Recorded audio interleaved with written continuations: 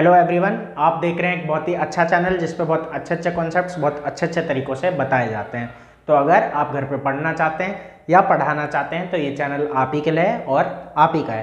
तो इस अच्छे चैनल को और अच्छा बनाने के लिए सब्सक्राइब ज़रूर कीजिए ताकि आगे भी आपको ऐसे ही अच्छे कॉन्सेप्ट सीखने के लिए मिलते रहें। तो अभी मैं आपसे ये डिस्कस करने जा रहा हूँ कि अभी तक मैं क्या क्या पढ़ा चुका हूँ और आगे आपको क्या क्या पढ़ाऊँगा। तो आइए देखते हैं कि मैं अभी तक आपको क्या क्या बता चुका हूँ। तो मैंने एडिशन बताया था, ये छोटे बच्चों के लिए हो गया कि कैसे उन्हें अच्छे से एडिशन सिखाया जाए। फिर मैंने सब्ट्रैक्शन बताया था कि किस तरीके से सिखाया जाए छोटे बच्चों को। फिर हमने मल्टीप्लिकेशन सीखा था, इसमें बेसिक भी है और साथ में कुछ नई चीज़ें भी हैं, चीज़ों के रीजंस भी हैं और लॉजिक भी हैं। तो मैंने डिटेल में आपको हर एक चीज़ बताई थी। फिर मैंने डिवीज़न पढ़ाया और उसके बाद इजी डिवाइड। तो ये एक ही जैसे हैं, बस मन में डिवाइड जो हम करते हैं वही मैंने इजी डिवाइड के नाम से आपको सिखाया था। और नॉर्मल जो लॉन्ग मेथड है डिवीज़न का वो हमने सीखा था, उसका एक प्रॉपर तरीका सीखा था, अलग अलग टाइप के क्वेश्चंस भी किए थे। अब आगे देखते हैं। फिर मैंने आपको डिविजिबिलिटी रूल सिखाए थे, अच्छे से बताए भी थे और याद करने का तरीका भी बताया था और अप्लाई करने का तरीका भी बताया था कि इनका भी एक प्रॉपर सीक्वेंस है। इस तरीके से मैंने आपको डिविजिबिलिटी रूल पढ़ाए थे।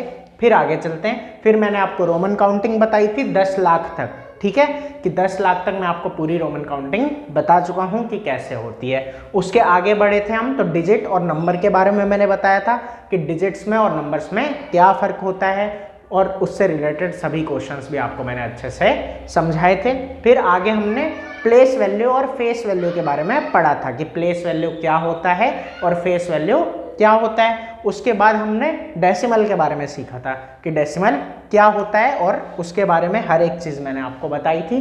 फिर मिक्स फ्रैक्शन के बारे में बताया था कि मिक्स फ्रैक्शन क्या होता है और वो डिवाइड का ही एक आंसर है और वो कैसे डिवाइड से रिलेटेड है ये भी मैंने आपको समझाया था। उसके बाद मेजरमेंट यूनिट, ये जो हम मिली, सेंटी, डेसी ये सब सुनते हैं, ये सब के बारे में मैंने आपको प्रॉपर सीक्वेंस में बताया था। उसके बाद मैंने आपको एलसीएम के बारे में और एचसीएफ के बारे में बताया था कि ये होते क्या हैं और इनसे रिलेटेड सभी क्वेश्चंस भी हमने सीखे थे।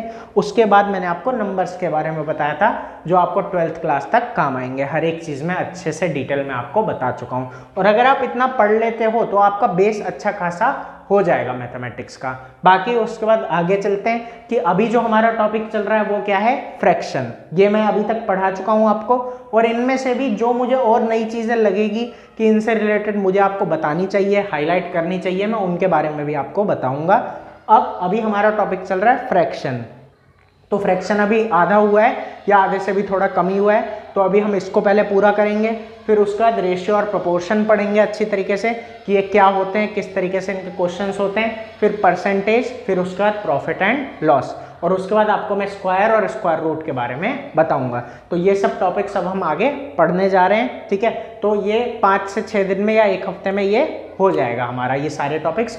फिर मैंने आपको पिछली वीडियो में एक टेक्निक बताई थी पढ़ने की कि हमें एक दिन में एक पेज हर बुक से पढ़ना है, तो वही मैं आपको करवाऊंगा चैनल पे जब ये सारे टॉपिक्स हमारे हो जाएंगे। और इनसे रिलेटेड अगर मुझे लगेगा और भी कोई टॉपिक आपको पढ़ाना चाहिए तो मैं वो भी आपको पढ़ाऊंगा। तो ये चीज़ है। फिर एनसीईआरटी पढ़ेंगे।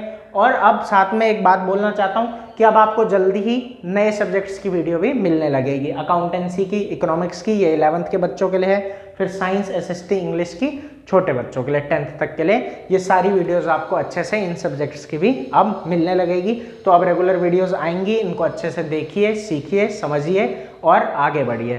तो उम्मीद है आपको हर चीज़ समझ आई होगी कि क्या मैंने अभी तक पढ़ाया है, क्या मैं आगे पढ़ाऊँगा। तो अब आगे मिलते हैं अगली वीडियो में जिसमें मैं आपको फ्रैक्शन के बारे में बताऊंगा, जो अभी तक बता चुका हूं उससे आगे। और चैनल को सब्सक्राइब ज़रूर कीजिए ताकि हम आगे भी मिलें, आपको आगे ये अच्छी चीज़ें सीखने के लिए मिलें और अच्छे से समझ में भी आती रहें। और वीडियो को लाइक और शेयर ज़रूर कीजिए ताकि और भी बच्चे हमसे जुड़ें और नई नई चीज़ें सीखते रहें। तो ठीक है, अभी के लिए इतना ही।